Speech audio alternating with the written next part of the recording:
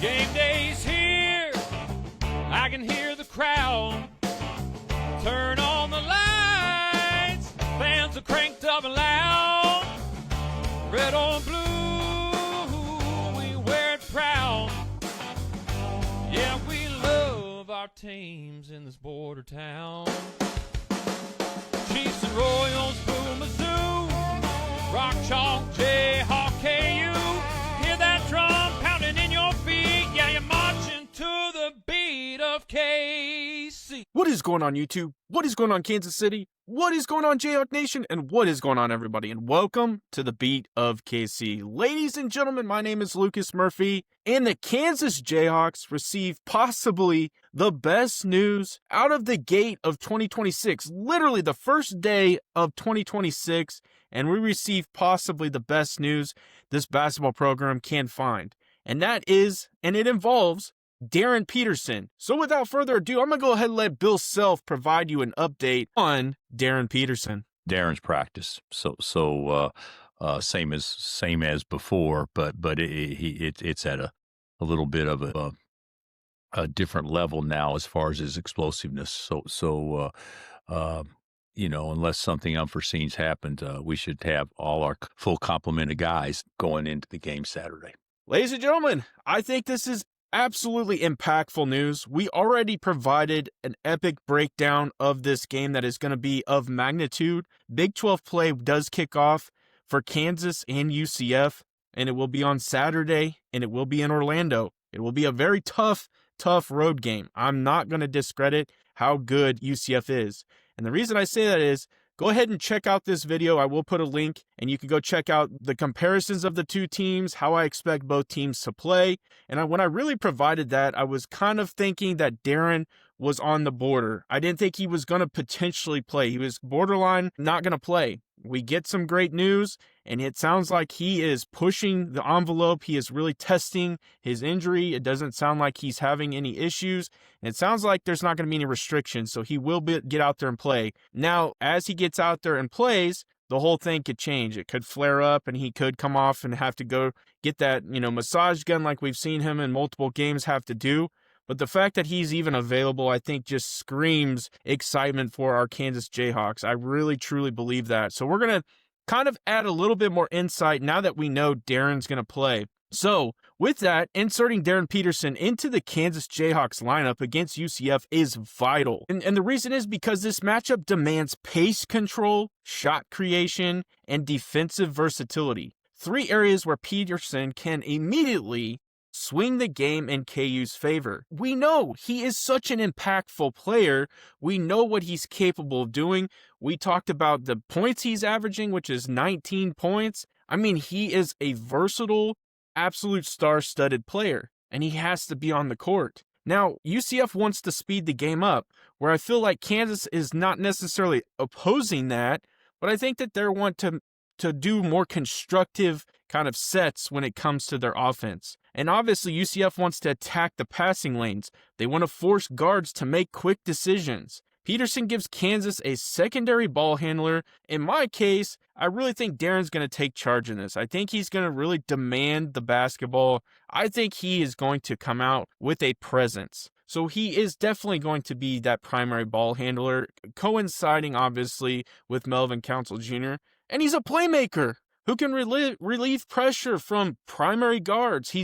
That means Melvin Council Jr. isn't going to have to be Superman.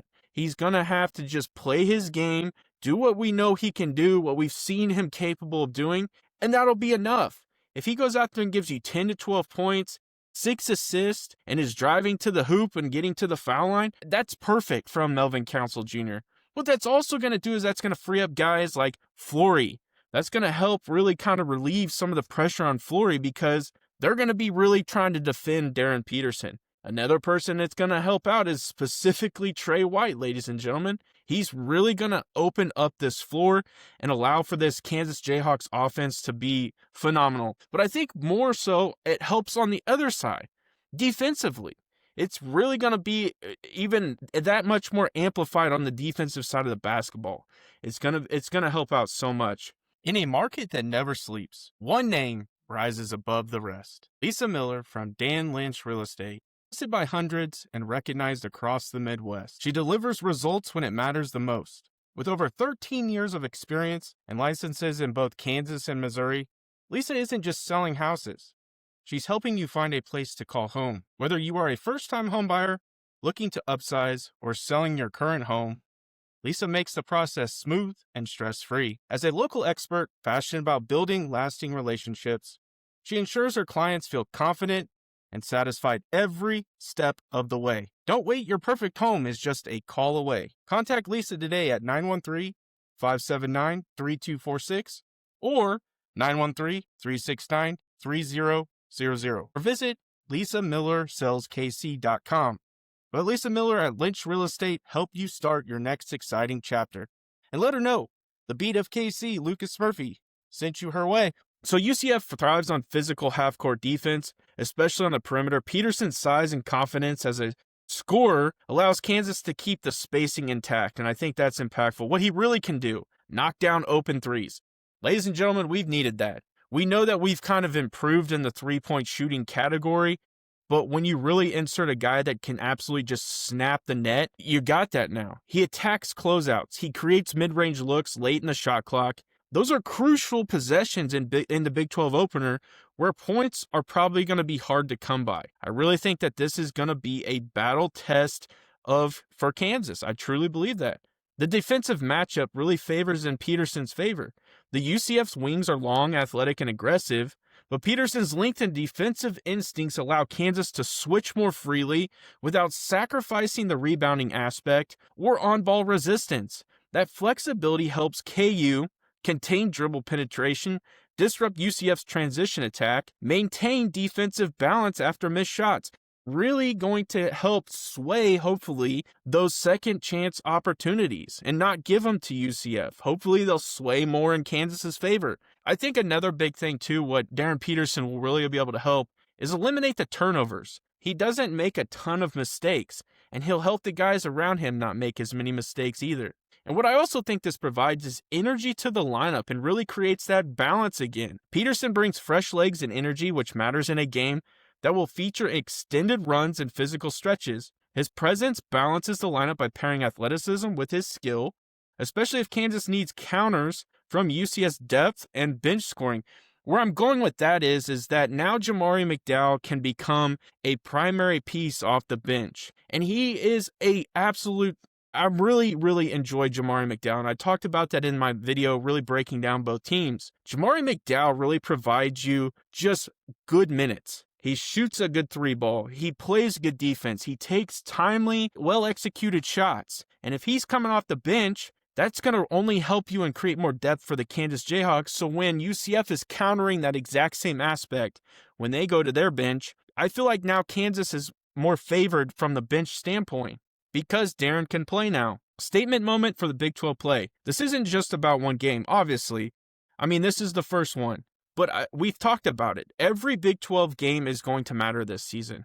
It's about setting the tone, giving Peterson meaningful minutes. I don't think that he'll probably play the complete entire game. I'm sure he's going to be not necessarily limited in minutes, but they're definitely going to eye it because they need him for every Big 12 game. So if they get up large, I'm sure Peterson will sit. I'm sure there's going to be times where they're going to want to make sure that he's doing what he needs to be doing health-wise. So again, I think that's going to be a big thing, but it's about setting the tone, giving him meaningful minutes, willing to expand the rotation, trust its talents, and adapt to the matchups. Against a dangerous UCF team, that's adaptability can be the difference between grinding out a win or letting momentum slip. And another thing that I think is important too is I really believe that UCF is pretty solid at shooting the three ball, so this is going to help with your perimeter defense.